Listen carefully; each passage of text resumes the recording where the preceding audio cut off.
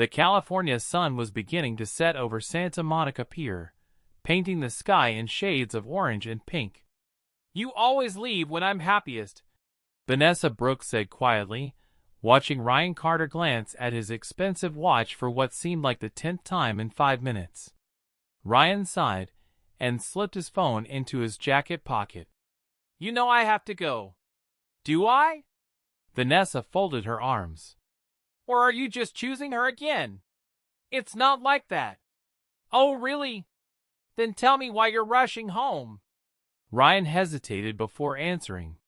"Today is our 15th wedding anniversary. Olivia invited both of our families over. My parents are already there. Her sister flew in from San Diego, and she's probably been cooking all day." Vanessa let out a bitter laugh. "So you can't disappoint your wife, but disappointing me is perfectly fine." He stepped closer. "I promise you things will change. You've been promising that for almost 2 years." Ryan looked away toward the Pacific Ocean. "I know. You always know." For several seconds neither of them spoke. Finally Ryan reached for her hand. "Listen to me. This is the last anniversary Olivia and I will ever celebrate together." Vanessa searched his face. "You mean it?" "I do." "What changed?" Ryan smiled faintly. "I finally realized what I want." She wanted desperately to believe him. Ryan Carter had once loved Olivia more than anyone else in the world. When doctors told them they would never have biological children, he had been devastated. Olivia had suggested adoption, and after months of hesitation, he finally agreed. That was how little Emma entered their lives. Olivia adored the little girl from the very first day. Ryan tried. He truly tried. He bought birthday presents, attended school events, and helped with homework whenever he could. But something inside him never connected. Instead of feeling like a father, he often felt like a guest in his own home. Ryan kept telling himself that everything was under control. During the day, he was a respected executive at a fast-growing software company in Los Angeles. At home, he played the role of a caring husband. With Vanessa, he became someone completely different, relaxed, charming, and full of promises. For nearly 2 years, he managed to balance both lives. Vanessa, however, had reached her limit. "I can't keep hiding," she said one evening as they walked along Venice Beach. Ryan slipped his hands into his pockets. "I just need a little more time." "You've been saying that forever. It's complicated." "No," Vanessa replied. "You're just comfortable." Ryan couldn't argue. She was right. Olivia still loved him. She took care of their beautiful home, remembered every anniversary, and supported every career decision he made. Vanessa gave him excitement, passion, and the feeling that life was still full of possibilities. He wanted both worlds. Vanessa wanted only one. That night, while driving back to her apartment in Santa Monica, she made a decision. "If Ryan refuses to leave his wife," she whispered to herself, "I'll make sure Olivia finds a reason to leave him." She smiled for the first time in days. The opportunity came sooner than she expected. Ryan had booked a luxury cruise that would sail from San Diego along the California coast before heading toward Mexico. Vanessa believed the trip would finally belong to them. She had no idea Ryan had made another decision behind her back. A week later, Ryan arrived at Olivia's anniversary dinner carrying a small white envelope. Inside, he believed, was a luxury spa package he had purchased for her. Vanessa had secretly switched it. When Olivia opened the envelope in front of their family, her eyes lit up. "A cruise?" she gasped. "Ryan, this is incredible." Ryan froze. A cruise? That wasn't possible. He forced a smile while his heart pounded. As everyone congratulated them, Olivia looked more closely at the reservation. Her smile slowly disappeared. One ticket carried Ryan Carter's name. The second belonged to someone named Vanessa Brooks. She quietly folded the papers without saying a word. The celebration continued, but she barely heard a single conversation. Only after the last guest had left did she place the tickets on the kitchen table. "Ryan," she asked calmly, "who is Vanessa Brooks?" He stared at the tickets for only a second before masking his surprise. "What?" "These tickets." Ryan picked them up and laughed nervously. "Oh, you've got to be kidding." "What do you mean?" "The travel agency made a mistake." "A mistake?" "They must have printed someone else's name instead of yours. I'll call them first thing tomorrow." Olivia searched his face. "You swear you've never met this woman?" Ryan stepped closer and took her hands. "I swear." She wanted to believe him. More than anything, she wanted this marriage to survive. So she nodded. "Then let's fix it tomorrow." Ryan smiled with relief. For one more night, his secret was safe. The next morning, Ryan pretended to call the travel agency while Olivia listened from the kitchen. After a fake conversation, he hung up and smiled. "Everything's fixed." "They admitted it?" "They apologized. We'll receive updated tickets when we check in at the port." Olivia finally relaxed. She even laughed at herself for becoming suspicious. "I'm sorry," she whispered. "I guess I overreacted." Ryan hugged her tightly. "You had every reason to ask." Inside, guilt barely touched him. He was simply relieved that another lie had worked. A few days later, they drove south to San Diego Harbor. The massive cruise ship waited beside the terminal, shining under the California sun. Passengers laughed, posed for photos, and rolled expensive suitcases toward the boarding gates. Olivia slipped her arm through Ryan's. "I can't believe we're finally doing something just for us." He forced another smile. "Neither can I." As the ship slowly left the harbor, the skyline disappeared behind them. For the first 2 days, everything felt almost perfect. They watched dolphins from the deck. They shared candlelit dinners overlooking the Pacific. They danced beneath strings of lights while a live jazz band played. Ryan surprised himself. For the first time in years, he actually enjoyed being with Olivia. He began wondering whether he had made everything far more complicated than it needed to be. Maybe this trip could change something. Maybe they still had a chance. Olivia noticed the difference too. She hadn't seen him smile like this in years. Hope quietly returned to her heart. Neither of them knew that before sunrise, the peaceful voyage would become a fight for survival. Just after midnight, the weather changed without warning. Dark clouds swallowed the stars. The wind slammed against the ship, sending glasses crashing from tables inside the restaurants. Within minutes, the calm Pacific became a wall of towering waves. The captain's voice echoed through every hallway. "Attention, passengers! Please remain calm and return to your cabins." Nobody listened. The ship lurched violently to one side. People screamed as luggage slid across the floors. Ryan grabbed Olivia's hand. "We need to get outside." They rushed into a crowded corridor where frightened passengers pushed toward the emergency exits. Suddenly, a deafening metallic crack shook the vessel. Part of the ceiling collapsed. A heavy steel beam struck Olivia across the head. She collapsed instantly. Blood spread across the floor. "Olivia!" Ryan shouted, dropping beside her. He tried to lift her, but another violent wave threw both of them against the wall. Emergency alarms filled the air. Crew members yelled for everyone to reach the lifeboats immediately. Ryan looked toward the deck. Only a few boats remained. He looked back at Olivia. She wasn't moving. Her breathing was shallow. For several long seconds, he stood frozen. "If I stay," he thought, "we'll both die." Another crew member shouted, "Last lifeboat! Move!" Ryan slowly released Olivia's hand. "I'm sorry," he whispered. Then he turned and ran. Without looking back, he climbed into one of the final lifeboats as the cruise ship disappeared deeper into the storm. He told himself there had been no other choice. But deep inside, he knew the truth. He had chosen his own life over hers. By sunrise, the storm had finally passed. Rescue helicopters circled above the wreckage, while Coast Guard vessels searched the endless ocean. Ryan sat wrapped in a blanket, staring at the waves with a carefully practiced expression of grief.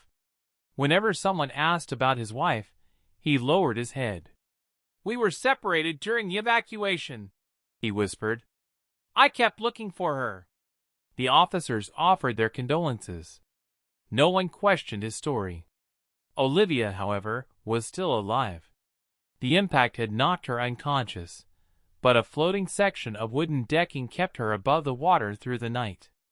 Hours later, weak and barely aware of where she was, she drifted toward a quiet stretch of coastline near Big Sur. She collapsed onto the sand just before losing consciousness again.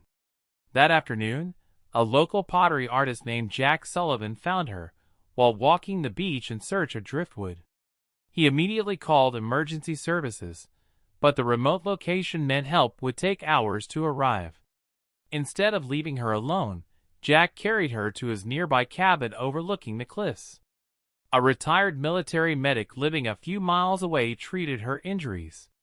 The head wound was serious but not fatal. When Olivia finally opened her eyes 2 days later, she looked around the unfamiliar room in confusion. "I'm sorry," she whispered. "Who am I?" Jack's face fell. She remembered nothing. Not her name. Not the ship. Not the husband who had left her behind. Nothing at all. Jack couldn't speak. 5 years earlier, he had survived a devastating wildfire that claimed the lives of his wife and young son. The physical injuries healed, but the trauma stole his voice. He communicated by writing short notes in a worn leather notebook. When Olivia asked who he was, he simply wrote, "My name is Jack. You're safe here." She read the words several times before looking up. "I don't remember anything." Jack nodded with quiet understanding. Over the following weeks, Olivia slowly recovered physically, but her memories refused to return. Doctors believe the head injury, combined with the emotional shock of nearly drowning, had caused severe amnesia. "They may come back," one physician explained, "or they may not." With nowhere else to go, Olivia remained in Jack's small cabin overlooking the Pacific. His life was simple. Every morning he shaped clay into handmade bowls, mugs, and sculptures in a workshop behind the house. He sold them every weekend at a local farmer's market in Carmel by the Sea. One afternoon, he invited Olivia into the studio. Without speaking, he handed her a lump of wet clay. She laughed nervously. "I've never done this before." Jack smiled and demonstrated with slow, careful movements. Soon her hands were covered in clay. For the first time since waking up, she forgot about the empty space in her mind. She smiled. Jack smiled too. Neither of them noticed that something much deeper than friendship had quietly begun growing between them. Meanwhile, back in Los Angeles, Ryan was being treated like a grieving husband. Television stations covered the cruise disaster for days, interviewing survivors outside the harbor. Ryan appeared before the cameras wearing a black suit and a tired expression. "I did everything I could," he said quietly. "The waves separated us. I kept searching for Olivia until the crew forced me into a lifeboat." People admired his courage. Friends brought flowers to the house. Even strangers sent sympathy cards. Only one person remained unconvinced. Rachel Morgan, Olivia's closest friend since college. She noticed how quickly Ryan returned to work. She noticed Vanessa visiting his house only weeks after the tragedy. Most of all, she noticed little Emma becoming quieter every day. One afternoon, Rachel stopped by with groceries. Emma hugged her tightly. "Do you think Mommy's really gone?" the little girl asked through tears. Rachel knelt beside her. I don't know. You think she could still be alive? Rachel hesitated. I've learned never to stop hoping. That evening, while scrolling through local community pages along California's Central Coast, Rachel found an unusual post. A volunteer doctor had shared the story of an unidentified woman suffering from memory loss after being rescued near Big Sur. The attached photo was blurry, but Rachel recognized the small scar above the woman's eyebrow. Her heart nearly stopped. "It can't be," she whispered. Without wasting another minute, she packed a bag, started her car, and began the 6-hour drive north. For the first time since the disaster, hope finally felt stronger than grief. Rachel arrived in Big Sur just before sunset. The address from the doctor's message led her to a small wooden cabin overlooking the cliffs. She barely had time to knock before the front door opened. A woman stepped outside carrying a basket of freshly made pottery. Rachel froze. "Olivia!" The basket slipped from Olivia's hands and shattered across the porch. She stared at the stranger with confused eyes. "I'm sorry. Do I know you?"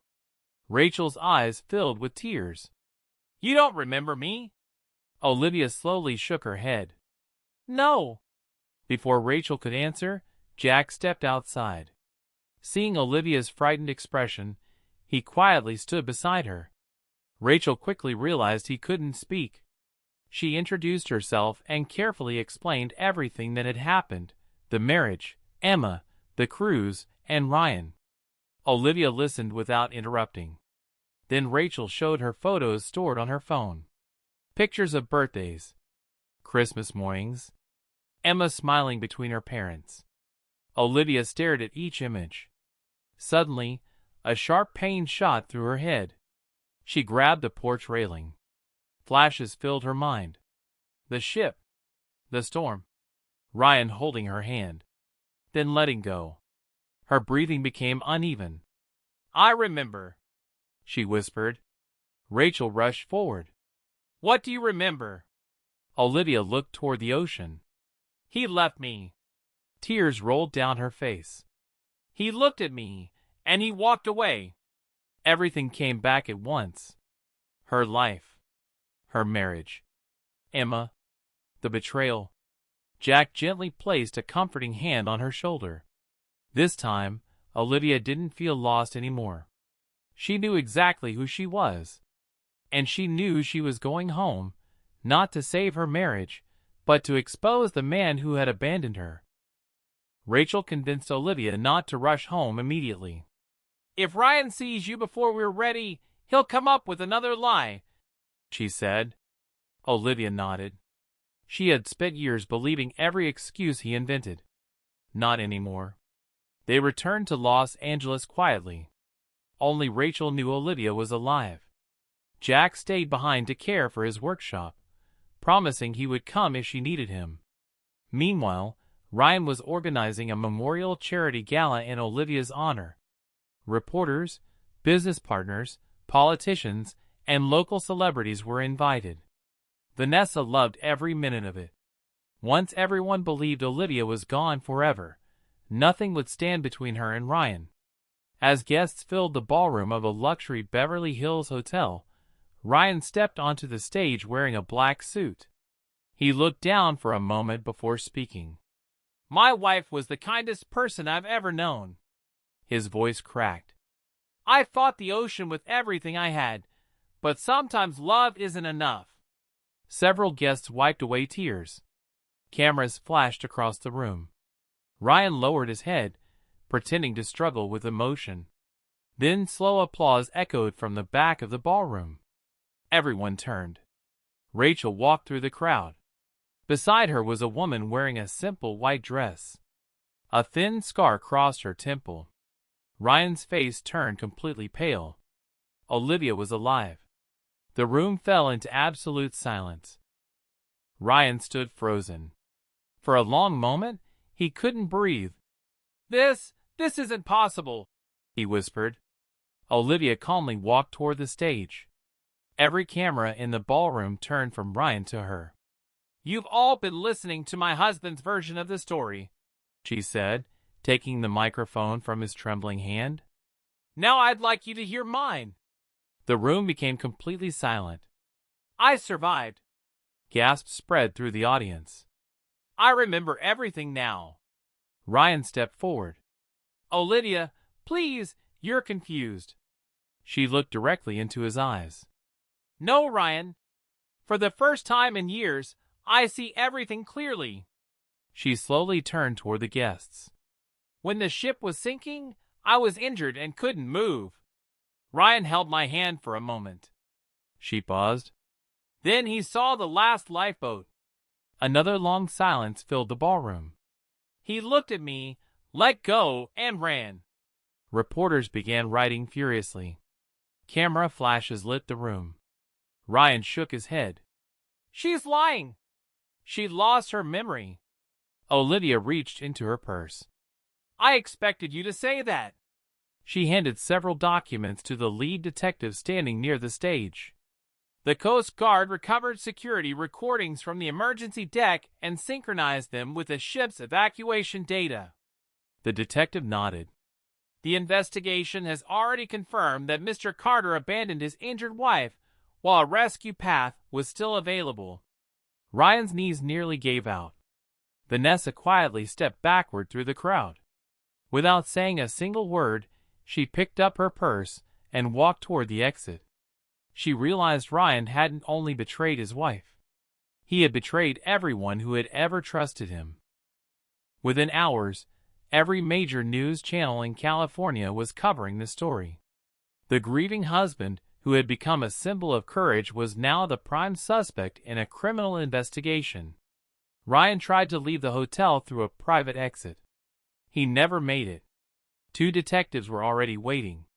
Ryan Carter, one of them said, displaying a badge. You're under arrest on suspicion of abandoning an injured person during a maritime emergency and providing false statements to investigators. Guests watched in stunned silence as officers placed handcuffs on him. This is a misunderstanding, Ryan shouted. I thought she was already gone. No one answered. Across the lobby, Vanessa stood frozen. Only that morning she had imagined herself planning a wedding. Now television cameras were filming her as reporters recognized the woman whose name had appeared on the cruise reservation months earlier. She lowered her face and hurried outside. Her phone rang almost immediately. Ryan's name flashed across the screen. She stared at it for several seconds. Then she pressed decline. A second call followed. Then a third. She blocked the number without another thought. For the first time since they had met, Ryan truly understood what it felt like to be abandoned. Only now, there was nobody left willing to save him. Not Olivia. Not Vanessa. Not even himself. Ryan's arrest sent shockwaves through the city. The district attorney moved quickly. Investigators gathered witness statements from survivors, reviewed emergency communications, and analyzed newly recovered footage from cameras mounted near the evacuation deck. The evidence painted a clear picture. Ryan had reached Olivia while she was still alive. He had looked around, seen the final lifeboat preparing to leave, and made a decision. Instead of helping her, he ran. Emma was staying with Ryan's mother while the investigation unfolded. Rachel visited every day. One afternoon, Olivia quietly walked through the front door. Emma looked up from the living room floor. For a second, she simply stared. Then she screamed, "Mom!" She ran into Olivia's arms, crying so hard she could barely breathe. "I knew you were alive," Emma sobbed. "I told everyone you wouldn't leave me." Olivia held her tightly. "I'm so sorry I couldn't come home sooner." Ryan's mother wiped away tears. "I should have believed Rachel," she whispered. Olivia gently shook her head. "It doesn't matter now." What mattered was that Emma was safe. That evening, Olivia officially filed for divorce and petitioned for full custody. She wanted nothing from Ryan except the freedom to give Emma the peaceful life she deserved. For the first time in many years, Olivia felt that her future belonged entirely to her. A few weeks later, Olivia returned to Big Sur with Emma. Jack was shaping a clay vase when he heard a car pull into the driveway. He stepped outside. Emma ran toward him first. "So you're Jack?" He smiled and nodded. "My mom says you saved her life." Jack's eyes met Olivia's. No words were needed. She walked over and hugged him tightly. "Thank you," she whispered. Over the following months, the three of them settled into a quiet routine. Jack taught Emma how to shape clay on the pottery wheel. Olivia helped manage the small workshop and created an online store for their handmade pieces. Tourists driving along the Pacific Coast Highway often stopped to visit the little studio overlooking the ocean. Business slowly grew. For the first time in years, Olivia no longer woke up afraid. She no longer replayed the moment Ryan had let go of her hand. Instead, each morning began with coffee on the porch, the sound of waves below the cliffs, and Emma laughing inside the workshop. Jack still couldn't speak. Sometimes Olivia caught him trying. His lips moved, but no sound came out. The doctors had warned that trauma could silence a person for years. Still, she never stopped believing. "One day," she told him with a smile, "I'll hear your voice." Jack smiled back. Deep inside, he hoped she was right. Spring arrived along the California coast. One Saturday morning, the local farmers' market was packed with visitors. Jack and Olivia arranged colorful pottery across wooden shelves while Emma happily greeted customers. Business had never been better. Around noon, a street performer began juggling nearby. Emma laughed and wandered closer to watch. Neither Olivia nor Jack noticed her slipping into the growing crowd. Then everything happened at once. Emma stepped backward off the curb and into the street. A pickup truck rounded the corner far too fast. Jack looked up. His heart stopped. Without thinking, he sprinted toward her. "Emma!" he shouted. The sound shocked even him. He hadn't heard his own voice in 5 years. Emma turned just as Jack pulled her into his arms. The truck screeched to a stop only inches away. Olivia ran across the street, her hands shaking. She dropped to her knees and wrapped both of them in a desperate embrace. Jack was breathing heavily. "I almost lost you," he said, his voice rough and unfamiliar. Olivia stared at him in disbelief. You spoke." Jack touched his own throat. Tears filled his eyes. "I spoke." Emma laughed through her tears. "I knew you could do it." People nearby began clapping as the little family held each other tightly. For Jack, saving Emma had done more than protect the little girl.